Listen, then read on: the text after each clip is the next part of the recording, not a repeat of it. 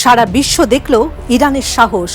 Iran সাহসের সঙ্গে টানা 12 দিন যুদ্ধ করল যুক্তরাষ্ট্রের মিত্র ইসরায়েলের সাথে, যে যুদ্ধটা মূলত শুরু করেছিল ইসরায়েল। তবে শেষ পর্যন্ত তাদের নত হতে হয় ইরানের কাছেই। এই যুদ্ধে ইরানকে লড়াই করতে হয় বিশ্বের শক্তিশালী রাষ্ট্র যুক্তরাষ্ট্রের সাথেও।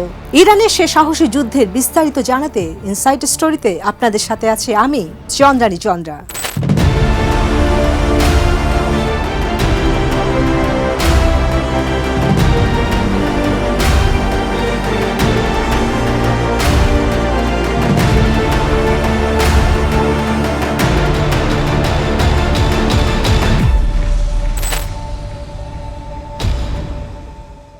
ইরান মাথা নোয়ান না, যার প্রমাণ মাত্র কয়েকদিন আগেই দেখেছে সারা বিশ্ব। ইরানের বহুদিনের পুরনো শত্রু ইসরায়েল। ইসরায়েল এমন একটা দেশ যারা মধ্যপ্রাচ্যে সব সময়ই অস্থিরতা বজায় রাখে। সম্প্রতি নেতানিয়াহুর দেশ এক প্রকার ইচ্ছাকৃতভাবেই যুদ্ধে জড়ায় ইরানের সাথে। শুধু তাই নয়, এই যুদ্ধে তারা জড়ায় বিশ্ব মোড়ল যুক্তরাষ্ট্রকেও।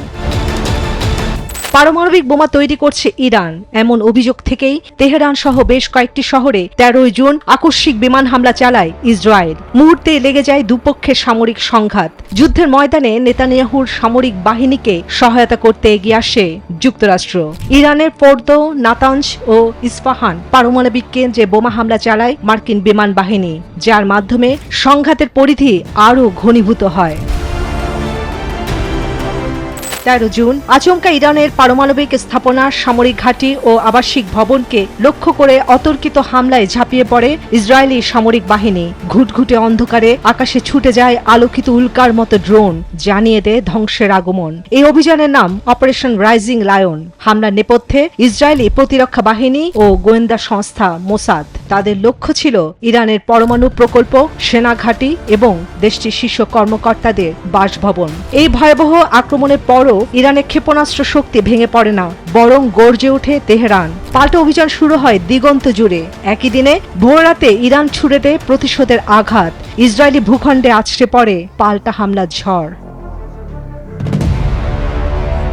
এই যুদ্ধে ইরান সারা বিশ্বকে দেখায় তাদের অপারেশন ট্রু প্রমিস 3 প্রভাব, যাতে এক প্রকার নাস্তানুবুদ হয় ইসরায়েল। উপায় না দেখে তারা সাহায্য চায় বিশ্ব মোড়ল যুক্তরাষ্ট্রের কাছে। শেষে বিশ্বের অন্যতম পরাক্রমশালী দেশ যুক্তরাষ্ট্র জড়ায় ইরানের সাথে যুদ্ধে।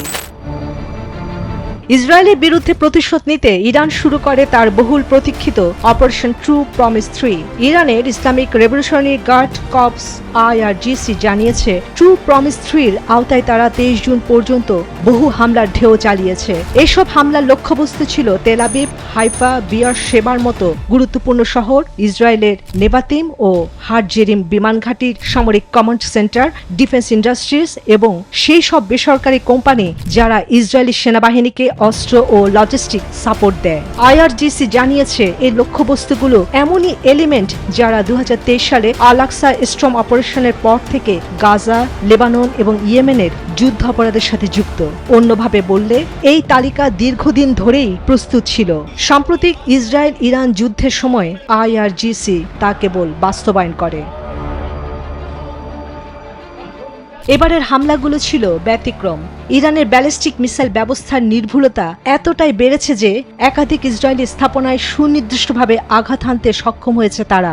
এমনকি ইসরায়েলের আয়রন ডোম প্রতিরক্ষা ব্যবস্থাও একাধিক জায়গায় ব্যর্থ হয়েছে এসব আক্রমণ ঠেকাতে। বিশ্লেষকরা বলছেন, এটা স্পষ্ট যে ইরান শুধু প্রতিশোধ নেয়নি, তারা নিজেদের আক্রমণ ক্ষমতা বিশ্বের সামনে নতুন করে তুলে ধরেছে। এই অভিযানে শুধু ক্ষেপণাস্ত্র বা প্রযুক্তি নয়, অংশ নিয়েছে পুরো ইরানি জনগণ। রাজধানী তেহরান থেকে শুরু করে বিশ্বের নানা দেশে বসবাসরত ইরানিরা রাস্তায় নেমেছে রাত এন্ড ভিক্টোরি স্লোগান নিয়ে। লক্ষ লক্ষ মানুষের এই প্রতিবাদ জানিয়ে দিয়েছে, এই যুদ্ধ কেবল রাষ্ট্রীয় নয়, এটি একটি জাতির সম্মান রক্ষার লড়াই।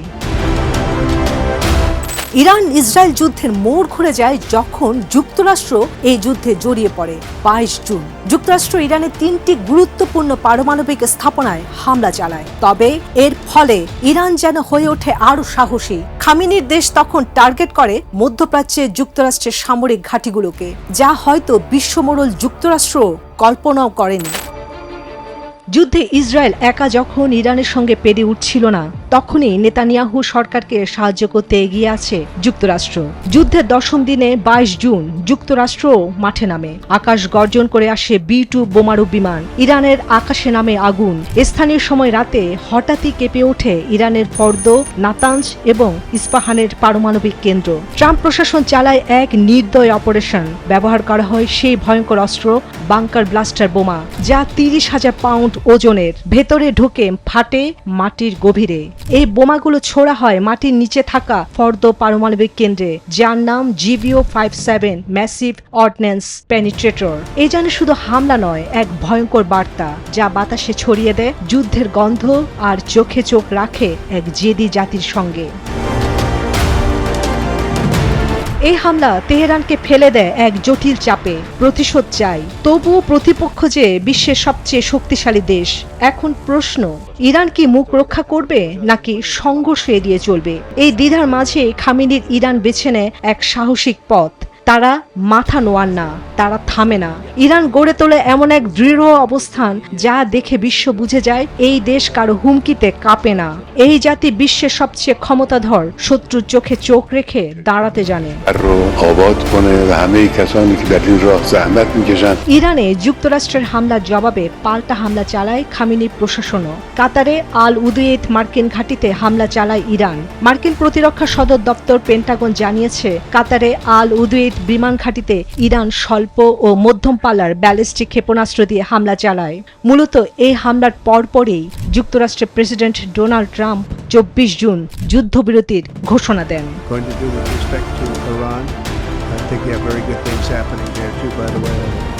ইরানের কাছে দাঁত ভাঙা জবাব পাওয়ার একদিন পর 24 জুন ইরান ও ইসরায়েলের মধ্যে যুদ্ধবিরতির ঘোষণা দেন মার্কিন প্রেসিডেন্ট ডোনাল্ড ট্রাম্প। যুক্তরাষ্ট্রের চোখ রাঙানি উপেক্ষা করে ইরানের সর্বোচ্চ নেতা আয়াতুল্লাহ খামেনি যেন হয়ে উঠেছেন এক অনবদ্য দৃঢ়তার প্রতীক। সাম্প্রতিক এই যুদ্ধে ইরান যেন কাঁপিয়ে দিয়েছে ইসরায়েল ও যুক্তরাষ্ট্রকে, আর সারা পৃথিবীকে জানিয়ে দিল এক বার্তা: ভয় নয়, সম্মান চাই।